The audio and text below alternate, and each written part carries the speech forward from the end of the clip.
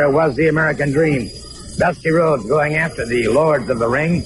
And I might just point out it was indeed Dusty Rhodes who emerged from that match victorious, and he is proudly wearing that $15,000 gold ring. Of course, he also has a golden diamond, I might add. He also picked up the $100,000.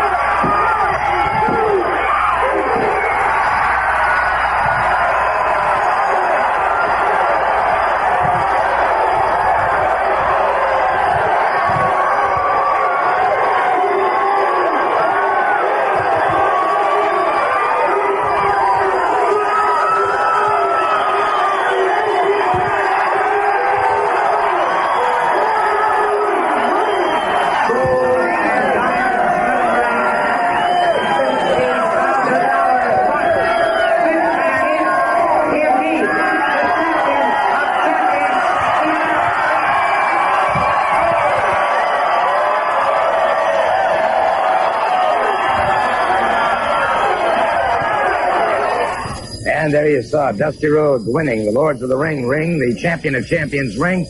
A heavy and a happy moment for the American Dream, Dusty Rhodes. Well, we've got a match in the ring right now. Let's go to it. Golden Boy Gray going up against Scott McGee, the very competitor that Coach John Heath was talking about has returned to the state of Florida. That'll be Scott McGee in the far corner, removing his jacket now at about 230 pounds. Originally from Scotland, black trunks going up against Golden Boy Gray, also in black trunks. One fall, 10-minute time limit. Well, we ought to see some classical moves here, Gordon, because we're looking at a fella who was, at one time, 2 times, the national champion of the of Great Britain. And a beautiful double sweep by Scott. Picked him up, and he avoided what we call a kickover by Gray. So agile, always thinking ahead. And I would venture to say he's thinking 2 or 3 moves ahead of Gray right now. You know, at one time, he was our Florida heavyweight wrestling champion. He left this area, and then he went on and won the Pacific Coast Tag Team Championship. And he's come back, and he looks stronger probably and better than ever as far as conditioning is concerned, Gordon. He certainly does look to be in a tremendous shape, and it's nice to see Scott back. He's an extremely personable young man. I can remember he was telling me when he first began to wrestle in the amateur ranks, the places where they wrestled, they didn't have showers. And he used to literally have to pour cold water into a bucket after he had wrestled in order to get cleaned up again. And it's, I guess that's just a small bit of the kind of dedication and self-sacrifice that he has shown to get where he is today. That shows part of the desire that this young man has. A stronger part that many people may not know about is he used to have to wrestle his father. There's a nice fireman carry by Scott there. And speaking of his father, I wrestled him a few times. I thought I knew a little bit about wrestling, but he taught me quite a few moves. A nice counter slam by Gray, getting rid of Scott, shaking him off. I see he's resorting to a little shortcut there, but Scott put him up when he had that headlock on him and did a backdrop on him, and that'll smart for quite a while on Gray. Some strong forearms by Scott. Indeed, into a snap there that drives that knee across the chest of Golden Boy Gray. Gray powers out, however, and Scott McGee right back on him. Scott McGee has very definitely been the total aggressor thus far in the match. So he has. He still has the same style that we were used to and we appreciated so much when he was here before, Gordon. And he actually has them in a bar wing there. A lot of people could call it straight arm hammerlock, but it's a bar wing. He's got the arm bar, and yet he has a wing in a wing position. A lot of pressure on the deltoid. And Gray is going to come out, trying to come out by hammering the forearm. He does.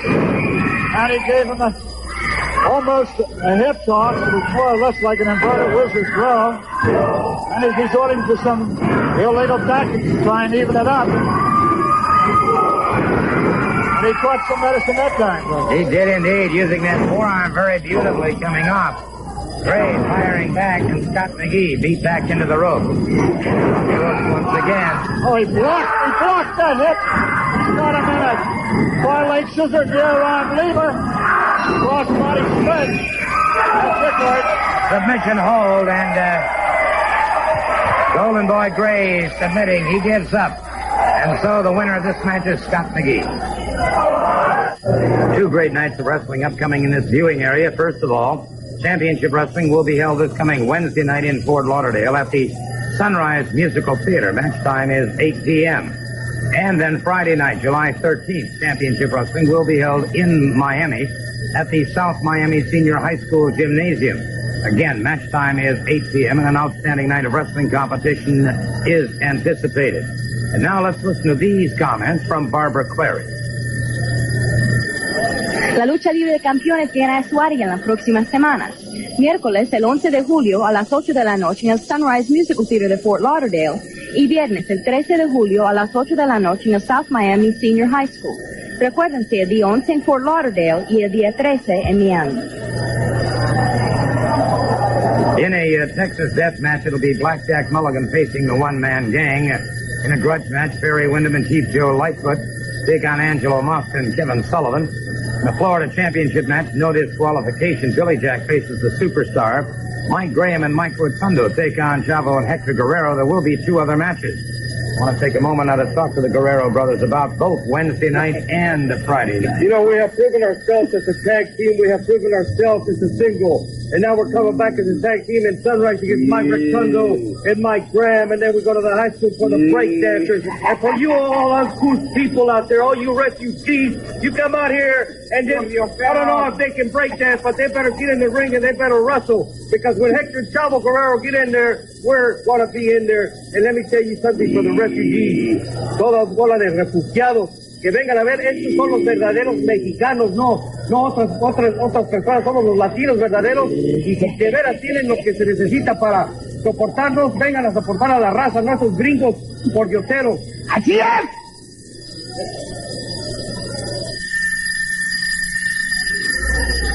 Well, it's my privilege to have with me a man that I've long admired as far as classical style wrestling, Scott McGee. And if it's possible at all, Scott, you look better than ever, and congratulations on that last win. Thank you very much. I just want to say, the people out there, I spent 3 hours last night looking up the Webster's Dictionary, trying to find some words that could express the way I feel about being back in Florida. I spent 3 wasted hours because there's no way I can express. There's no word in English language for me to express the way I feel. And I mean this is my home, about coming home to Florida. And thank you very much for the compliment. Since I left Florida last time, this particular wrestling, I wrestled all over the United States. I've been as far west as the Pacific Northwest.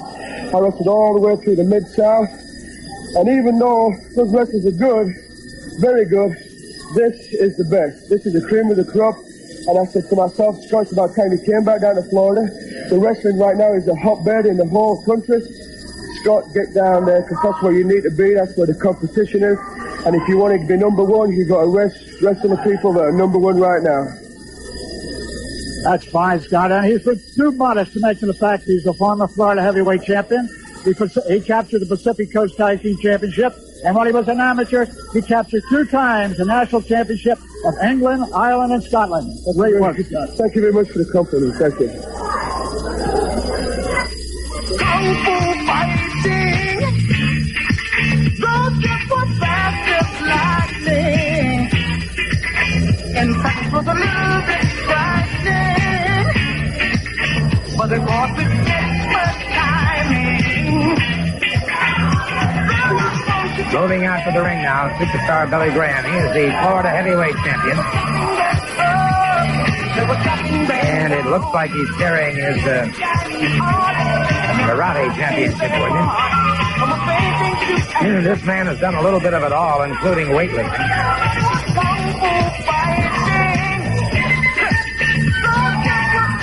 superstar Billy Graham, master of the martial arts as well as a master of wrestling, a tremendously powerful weightlifter, and he is an intimidating figure when he comes in the ring, John. He certainly is. He is the owner of those world-famous 23-inch arms, and you're going to have to go to all far corners of the earth to find another man who's built as powerful as he is, and not only built that way, but is as powerful as Superstar Graham. And let's not forget the fact that he was the world heavyweight wrestling champion, and he hasn't forgotten many of those moves he had at that time. Precisely, plus the just fantastic power that he possesses. Great at bench pressing. There's the bell. Tony D'Amato moving out against him. Of course, he uses Paul Nelson so very effectively. He really threw him right across the hip that time. He has so much upper body power. He almost just pulled that man across on that hip. He really didn't have to throw the hip in. He almost tripped him across the slide. There's a hard shot. I'll tell you, when you got arms that big, and you run and you have somebody run into them, they know that they've been wrecked with a solid wall. He'll knock you right into the next area code if you're not careful. And that turnbuckle came off, and once again, superstar Billy Graham really taking advantage of his situation. But he is a complete and absolute opportunist. No question about that. Well, when you've worked as hard as he has, and that body of his shows an awful lot of work and training, he didn't go in that ring to lose just on some happenstance. He's in there to win at all times and any way he can. Wait a minute. Just 1 minute. Just a minute. Look it. I'm going to give you the chance of your lifetime. I arm wrestled you here. You broke my finger. I beat you for the full Nelson for $50. I prove I have the strongest full Nelson. One more thing to go, punk. And that's weightlifting. I want to have a bench press competition for $50,000. You give you a chance to get your money back. How about that? Let's go, how about it? You got some guts, let's do it. I want to get rid of you once and for all. I'm getting tired of you bald-headed punk. One of us is going to have to go. This man has the audacity to come out here and challenge superstar Billy Graham, the arm wrestling champion of the world, the weightlifting champion of the world, the strongest wrestler on the face of the earth. If you want to lift weights, if you want to get some iron and lift weights, get them and bring them in the ring right now, and I'll lift weights for your $50,000. Come on right now. Let's do it right now, Mr. Billy Jack. Wait a minute. Wait a minute. Billy Jack just entered the ring. He just threw Tony D'Amato out. And now it is superstar Billy Graham after him. He misses. He's got him down. Down at 2 and Russ there. Billy Jack was after him. Billy Jack was equal to the task. Well, I wonder, the challenge has been made. Perhaps next week we'll have that weightlifting contest, but right now, let's take a break. It's time now for our Missing Children's Bulletin that we feature each week here on Championship Wrestling 84. Our first missing juvenile is David Gordon Slaney. David Gordon Slaney, he is a 15-year-old white male, 5 feet 10, 150 pounds. He was last seen September 4th, 1983 in Acton, Ontario, Canada. He may be in the vicinity of St. Petersburg, Jacksonville, or Fort Lauderdale. Anyone who has seen this man, or this juvenile rather, please contact the Florida Department of Law Enforcement, toll-free, 1-800-342-0821. Our second missing juvenile is Anna Gottlieb, a.k.a. also known as Ann. She is a 13-year-old white female. She was last seen June 1st, 1983 in Louisville, Kentucky. Foul play is suspected in her case. Anyone having any information or if you've seen this young lady, again, please contact the Florida Department of Law Enforcement, 1-800-342-0821. Now let's go to our next match. Waiting now for the arrival of the breakdancer. They are a tag team combination, but I understand that they're going to just compete on a single basis today.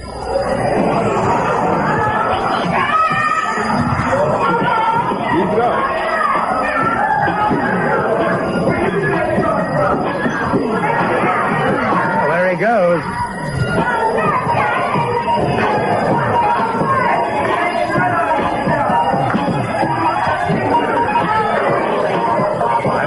Which of the two breakdancers is going to compete?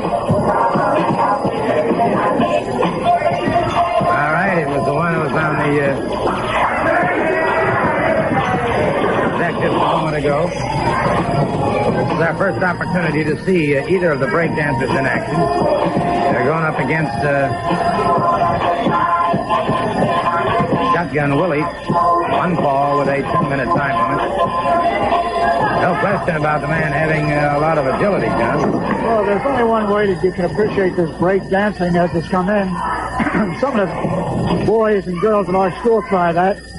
And, of course, if you or I tried it, we'd find out how strong you have to be, how agile you have to be, and the kind of condition that you have to be in. Some fine hip tosses there by the break dancer, full slam. He's in a fantastic physical condition. He shows an awful lot of power from the body development that he's exhibiting. No question about that. Willie moves back into the ring, across the eyes, the forearm into the face, driving the breakdancer back into the corner, but the breakdancer fires back. Oh, they're standing up toe-to-toe and nose-to-nose, slugging it out.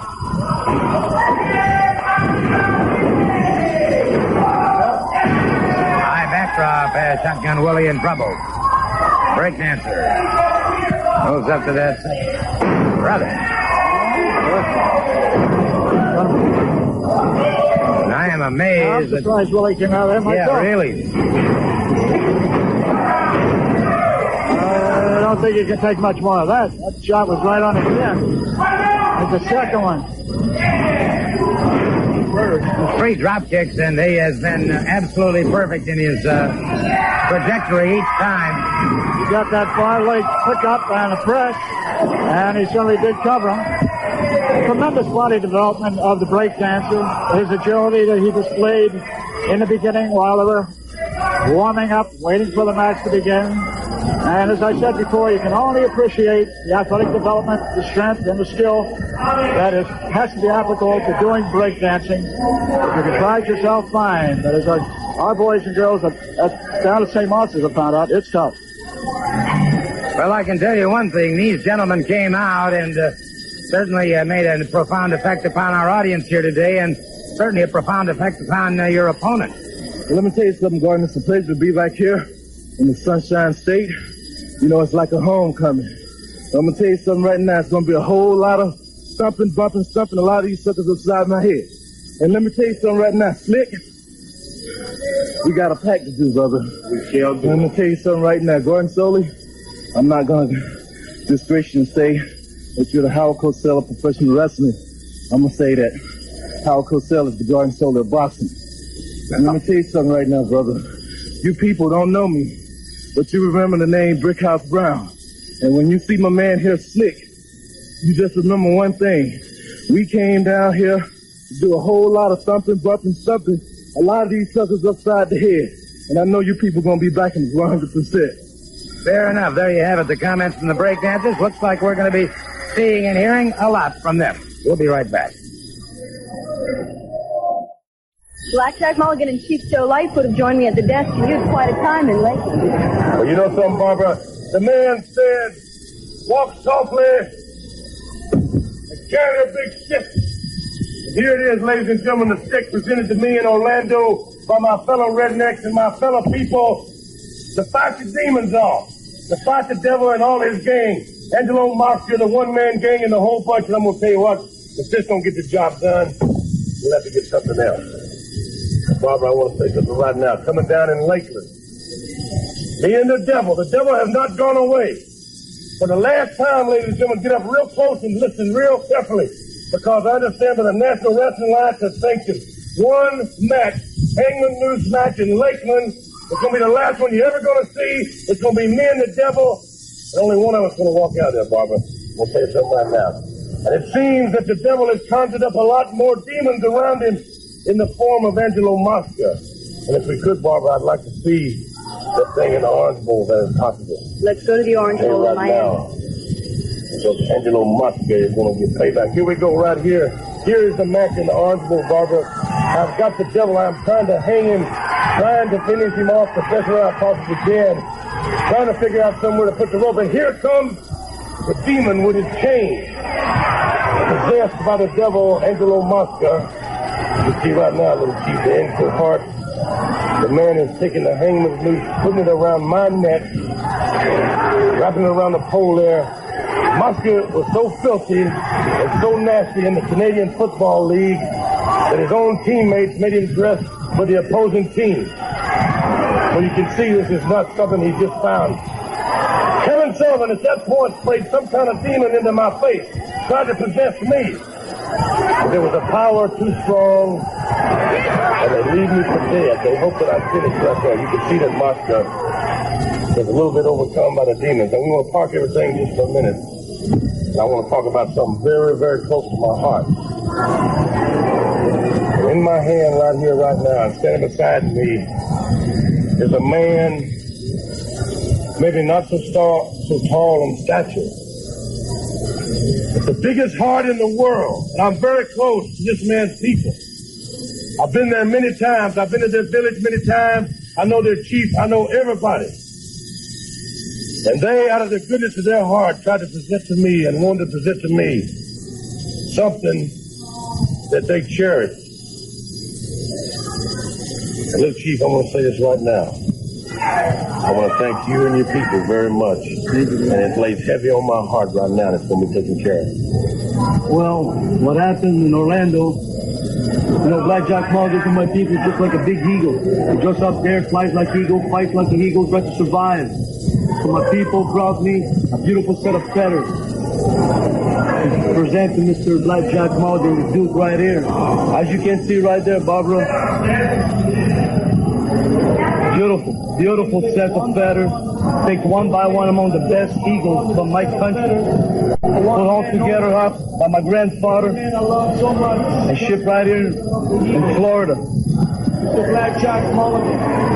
And there you see those people. Mr. Dick Slater, number one. He came to our ring, was none of his business to be in there. Jumped me. And there they are. Still hold my feathers apart. My dream, the dream of the Duke right here.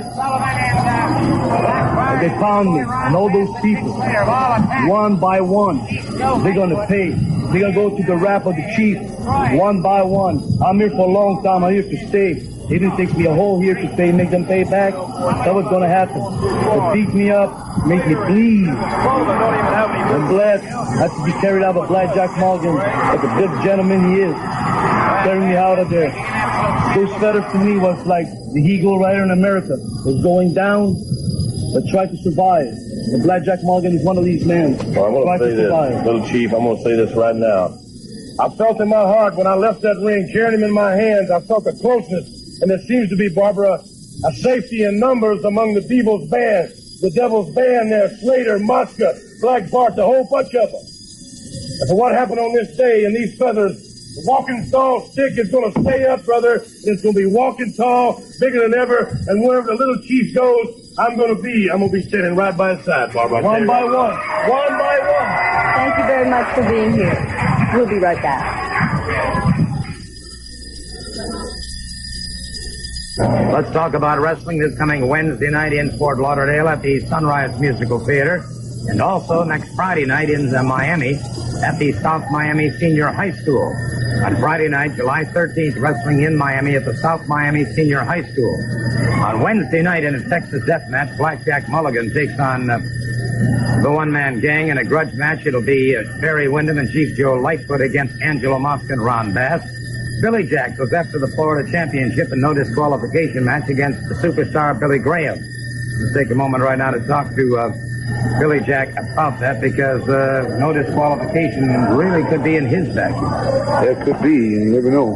But And I was born and raised in the streets, and I owe professional wrestling everything in my life right now because I was nothing but a piece of trash before I got into professional wrestling, and it's put me back on my feet. I'm making a good living now, and I'm meeting some beautiful people. And all I got to say to Billy Graham, I don't know how long this year feud is going to go on between you and I, but it's going, and may the best man win. That's all I got to say, man. I'm going after you. With the people backing me up in Florida, there's no way I can lose, brother. Friday night in South Miami Senior High School, you're going to be taking on in a special challenge Cowboy Ron Bass. Oh, yeah, I know that. I signed that contract, too.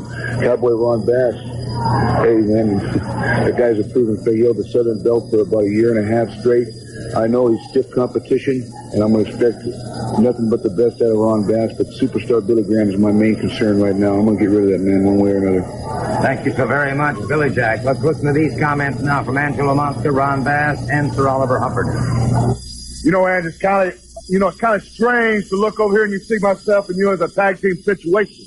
But we've both been on the other side of the fence, and we both know just exactly what it's like over there. We know what you got to put up with, and we're talking about the family when we talk about the other side. You got Mulligan, you got Wendell, and you got Rhodes, and now then they want to throw a little Indian with them, one by the name of Chief Joe Lightfoot. He wants to jump into the middle of things. He's going to be the great savior. Well, Mans, I don't know how you feel about it, but I'll tell you what, we've just started things now, brother. You know, when I look around, it's all said and done. Bass, you're like a guard on a team. You gotta have two good guards to make a good team.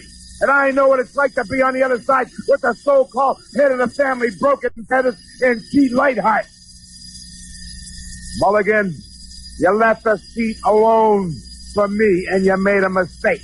When there used to be a seat before, there was only for three. Bass, I understand where you're coming from, and that's why we're gonna get even with Lightfoot and Broken Feather Mulligan. Friday night, July 13th, I'm going to be at South Miami Senior High School. The gang's going to be there. Superstar's going to be there. Everybody's going to be there. That's anybody, brother. But what I want to talk about right now is Wednesday night, July 11th, right here at the Sunrise Musical Theater, because Texas Deathmatch rules will prevail. The one-man gang and Blackjack Mulligan. That means you can't stop it because of blood. That means falls don't count. 1 or 100, it might go on all night long. Mulligan, you said publicly that you're gunning for the one-man gang. Well, I'm going to make it real easy for you, Mulligan. Wednesday night, July 11th, right here at the Sunrise, Texas Deathmatch. And we're going to walk away with a little piece of you, Mulligan.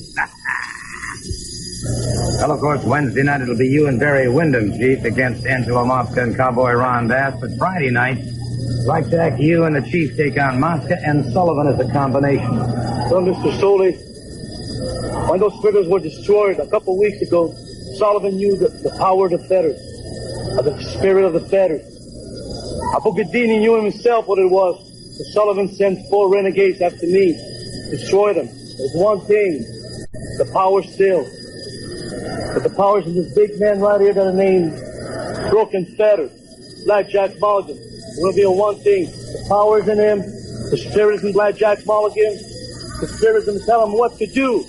And Blackjack Mulligan is going to take care of this kind of business. Gordon, until this thing ends, I'd like to be referred to as Broken Feather. The power of the eagle has descended on my head. And whether it be the one-man gang in the Sunrise and the Texas Deathmatch, falls don't count. Give me one fall, give me 10,000 falls. So one of us weigh about 67 pounds, and I could take all night, brother.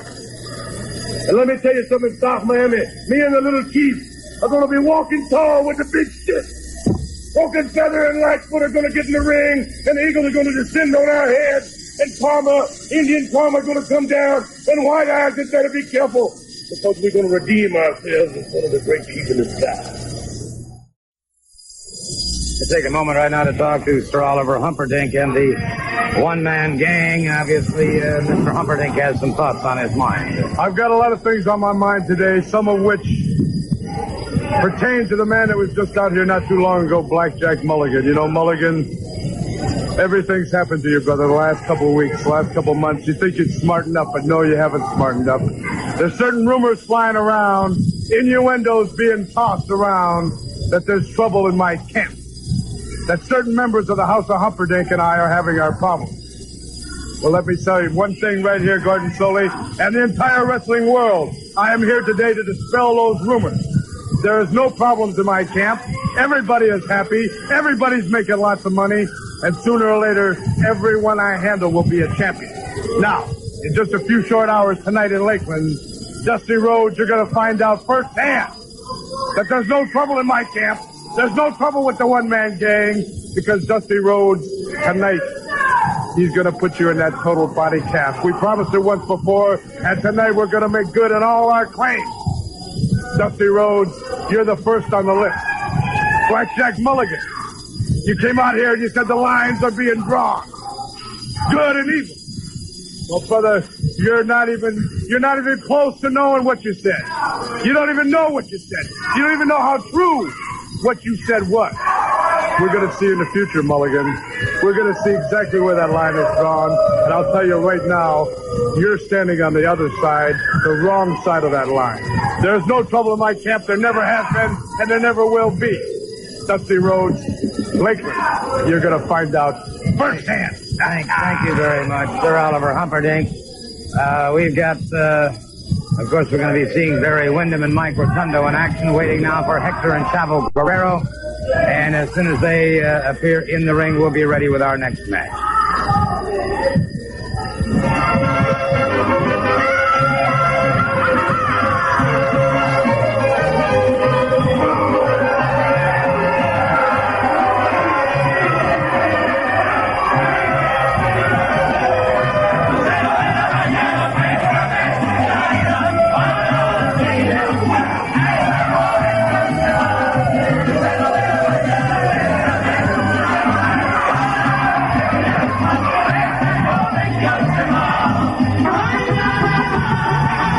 The Guerrero brothers getting set to go against Mike Rotundo and Barry Windham. Windham and Rotundo, of course, the tag team champions. Guerrero brothers would like to grab that title if they can. I want to congratulate Kathy and Johnny Green on the arrival of their new son, John Nicholas, and Chavo Guerrero moving out very swiftly against Barry Windham. Well, regardless of the fact that they have difference in their philosophies of wrestling, there's no getting around the fact that you have four of the most talented wrestlers in the entire world in that ring right now, Gordon. Of course, it's always been a mystery to me why we called an Australian tag team match. The first tag team match was held in this country in 1937 in Houston. Morris Sigel was the promoter at that time, and he had all four men in the ring at the same time. And eventually, they got to the point where they put one man outside, one man inside. But tag team matches originated in this country. And there's Barry with a nice wing over, and Chavo took the hold. We've got Hector in there. I'll tell you what, great teamwork on the part of Rotundo and Windham. And Guerrero now gets a head scissors Rotundo turning into it. Now, your point about the Australian tag team match is interesting indeed. I think what happened is that type of match became very popular in Australia and then came back to the United States, and I think that's where it finally picked up the numbers. Probably right. As they say, you're the Gordon Soley of boxing now. Yeah. That was a nice headlock put on there by Mike, and then Hector did what you call a spin out, put him up into a hammerlock. That's the way he made his counter and escape. And they are really going at it.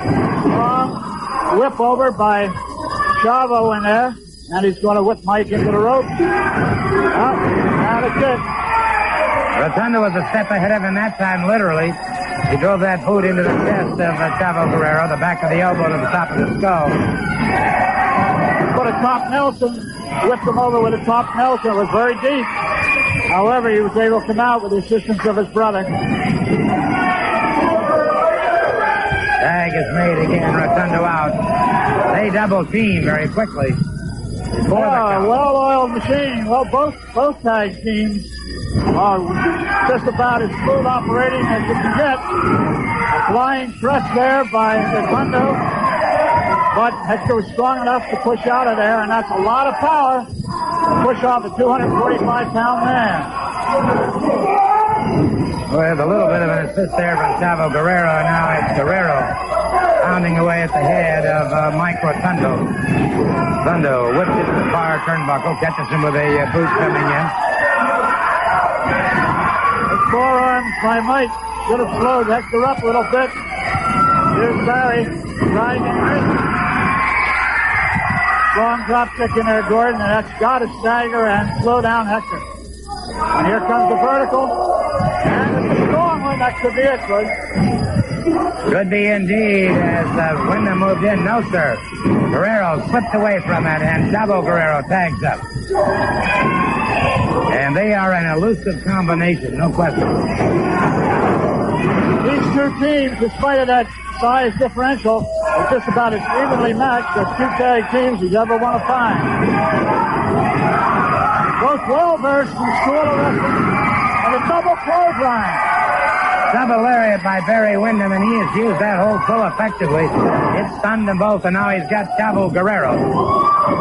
Hard looping right hand. Guerrero goes to the wrong corner. And Guerrero in a lot of trouble here now. He drops to the canvas, Windham up and over it. Wow! I said Guerrero is in trouble, but never count him down until there's a count of three. The recuperative powers of both of these, all four of these men, is almost beyond belief. And you see it exhibited time and time again. That's a testament to the fantastic condition that they're in. You know, when you think the Mike Rotundo came from the competition where he never had to wrestle more than 9 minutes. Uh-oh. Wait a minute. Wait a minute. That's Dick Slater. Ooh. He just gave a neck breaker. Dick Slater just gave a neck breaker to Barry Windham outside the ring. And the referee, I don't believe, is aware of what's happening. Wait a minute. We got problems here. John Heath is going over there. And referee was counting, but we definitely saw Dick Slater give him a neck breaker. And Chief Joe Lightfoot out there explaining it.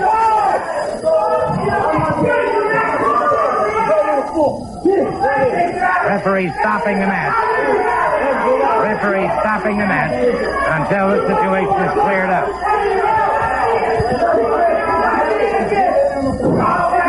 The referee has stopped the match. No decision, no winner. We'll be right back. Championship Wrestling this Wednesday night in Fort Lauderdale at the Sunrise Musical Theater. This coming Friday night in Miami at the South Miami Senior High School. Wednesday night Sunrise, Friday night Miami, South Miami Senior High School. Great nights of wrestling competition. And now, here's Barbara Clary.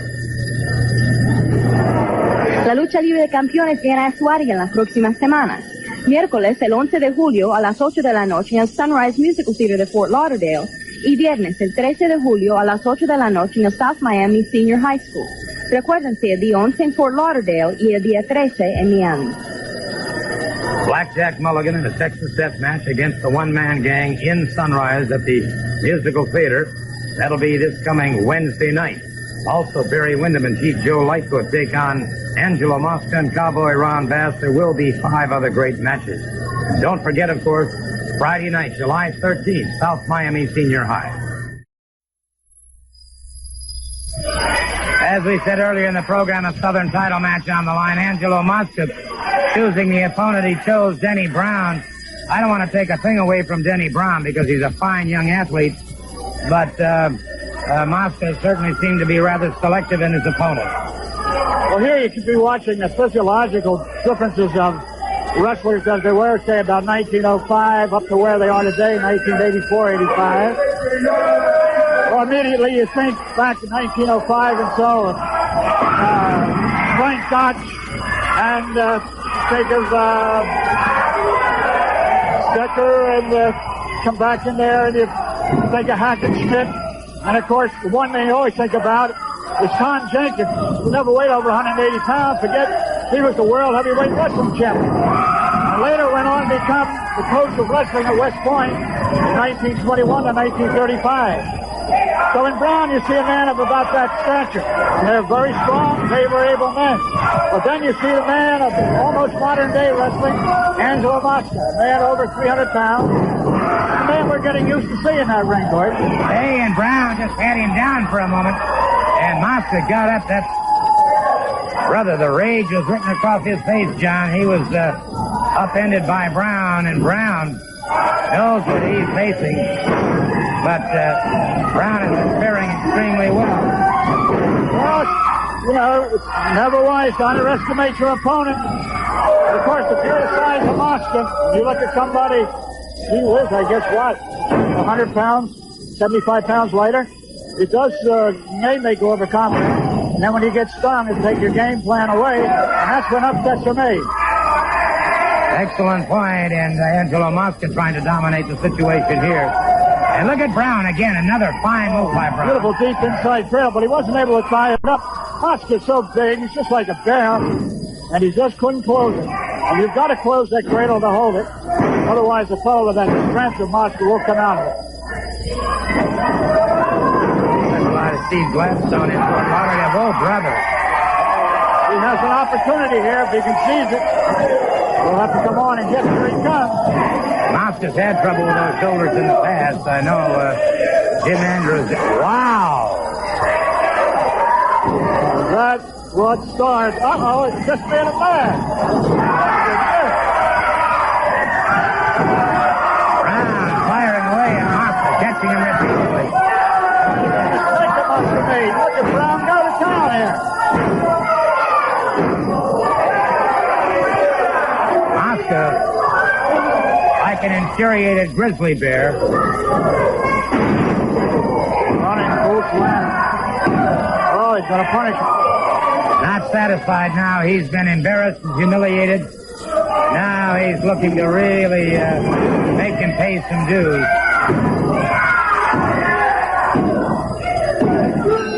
Got the free count. He got the free count. Winner and still Southern champion, Angelo Mosca. We were talking to Ed Pendino and his two sons, Pat and Tommy, just before we got underway with the program today, and we all seem to agree that probably the baddest tag team combination around right now happens to be Black Bart and Cowboy Ron Bass, and they've joined me here at the desk. You know something, Gordon? I want to show you something today. A lot of people have been running around here and say, what happened to little Mike Davis? Well, you got a film back there that I brought you. I want you to show that film just a little bit, and we'll show you exactly what happened to Mike Davis and where he's at right now. Have you got that, Sonny? Yeah. We can, let's watch let's get on there. Let's journey to Orlando and watch what did happen to Mike Davis in this particular event. Okay, we're back in action here. Neither team has been able to score a pinfall or a submission hold up to this point. It continues to be Cowboy Ron Bass and Black Bart moving against the team of Mike Davis and Mike Rotundo. You can see it is Cowboy Ron Bass who's been lacerated. Mike Davis trying to get over and make that tag. Rotundo is near and yet so far.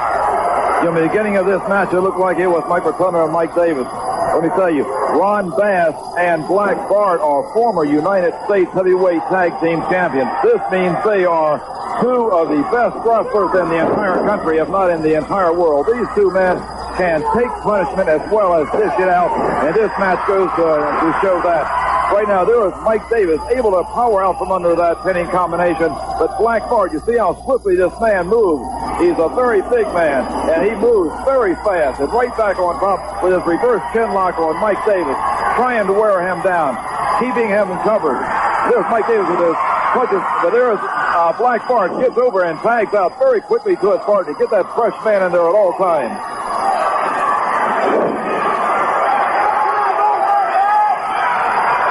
I'll say one thing. This incident that occurred with Chief Joe Lightfoot is certainly something that I think ought to be referred back to Bob Geigel, and I wouldn't be surprised if I hear something from Mr. Geigel.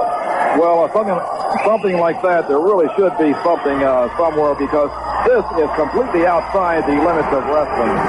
Things like this cannot be tolerated in professional wrestling. Bass catching him behind the head once again to the base of the skull, punishing blows. Beautiful move. There's that, all I can say is that patented move by Cowboy Ron Bass and Black Bart. They get the pinfall on Mike Davis. They get the pinfall on Mike Davis. So you see, Sonny, that's what happened to young Mr. Mike Davis. He got caught in a compactor. We made a little out of chicken right there. Compactor! From now on, Sonny, you talk about an awesome tag team situation where you're looking at it, brother. Anytime Wyndham, Rotundo, Mulligan, Billy Jack, anybody, brother, put your name on the line. Thank you very much. Come on down! Thank you very much. I want to have a closing comment, if I can, with Dick Slater. Mr. Slater, obviously you're going to be scrutinized very carefully for what happened out here earlier today. You don't like that, do you?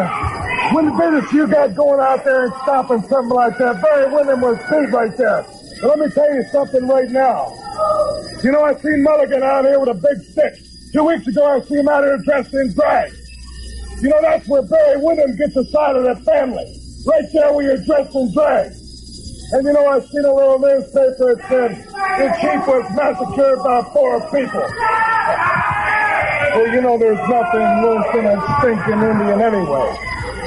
And as for Wyndham, my friend, I'm going to be the first man to put you out of professional wrestling. I'm going to make you quit professional wrestling, Wyndham, before it's all over with. You're going down like a dog, my friend. Just prepare yourself. Well, thank you very much. There you heard the highly biased comments of one Dick Slater, and all I can say is my thanks to Coach John Heath, and we'll join you again next week at the same time then. So long from the Sunshine State.